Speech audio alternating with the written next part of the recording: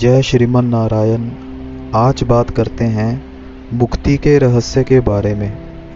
हम सबके अनुभव की बात है कि जब गहरी नींद आती है तब कुछ भी याद नहीं रहता। गहरी नींद का अर्थ है कि जहाँ स्वप्न भी नहीं फुरता, माने ऐसी नींद जिसमें इंद्रियां मन बुद्धि में, बुद्धि अहंकार में और अहंकार अविद्या में लीन हो जाए। अविद्या और उसके साक्षी अर्थात आत्मा के अतिरिक्त और कुछ भी शेष न रहे। इसी अवस्था को शास्त्रों में सुषुप्ति कहा गया है। उस गहरी नींद में रुपए, पदार्थ, घर परिवार आदि हमें कुछ भी याद नहीं रहता। ऐसी स्थिति में हमें कोई दुख होता है क्या? विचार करके देखो।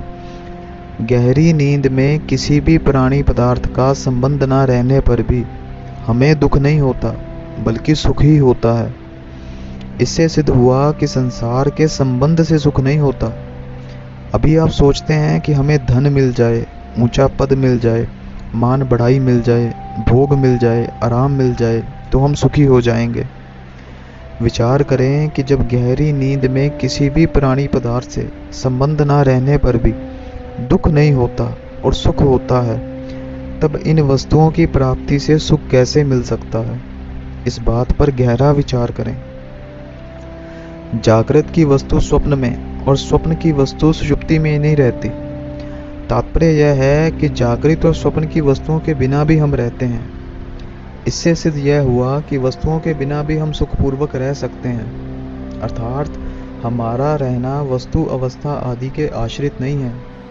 इसलिए वस्तु पदार्थ व्यक्ति आदि के द्वारा हम सुखी होंगे और इनके बिना हम दुखी होंगे, यह बात गलत सिद्ध हो गई।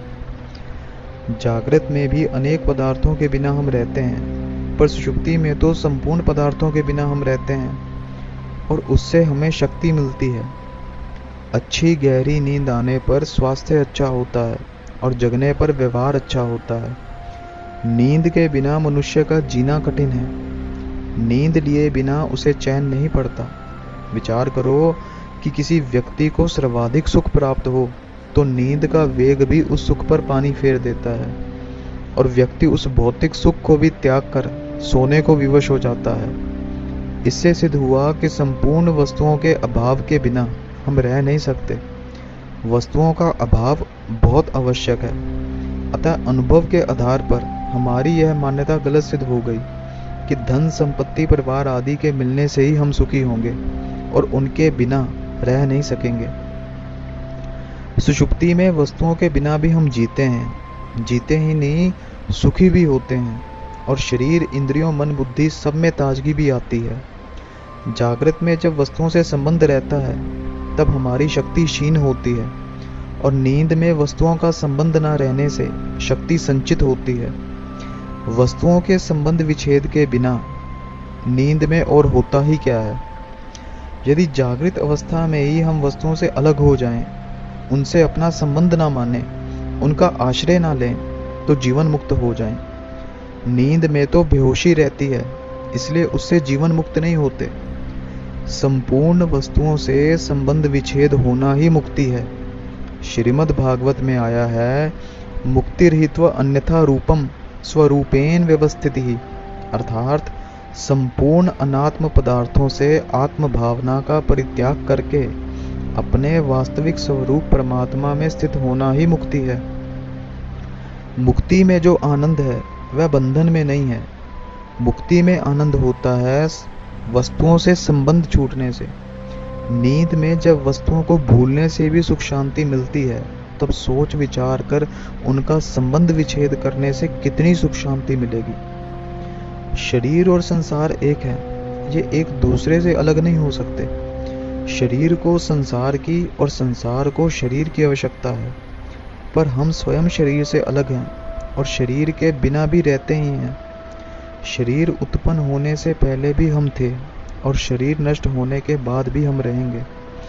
इस बात का पता ना हो तो भी यह तो जानते ही हैं कि गहरी नींद में जब शरीर की याद तक नहीं रहती तब भी हम रहते हैं और सुखी रहते हैं। शरीर से संबंध न रहने से शरीर स्वस्थ होता है। संसार से संबंध विच्छेद होने पर हम भी ठीक रहेंगे और संसार भी ठीक रहेगा। दोनों की आफत मिट जाएगी।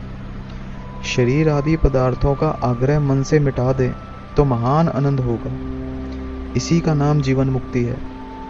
शरीर, परिवार, धन आदि को रखो, पर इनकी दास्ता मत रखो।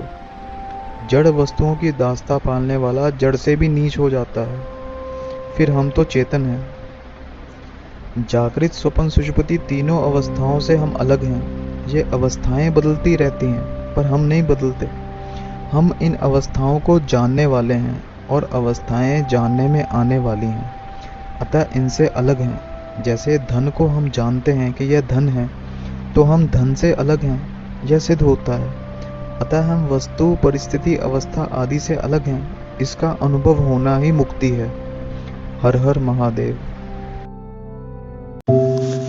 दोस्तों, वीडियो अच्छी लगी तो लाइक कीजिए, चैनल को सब्सक्राइब कीजिए।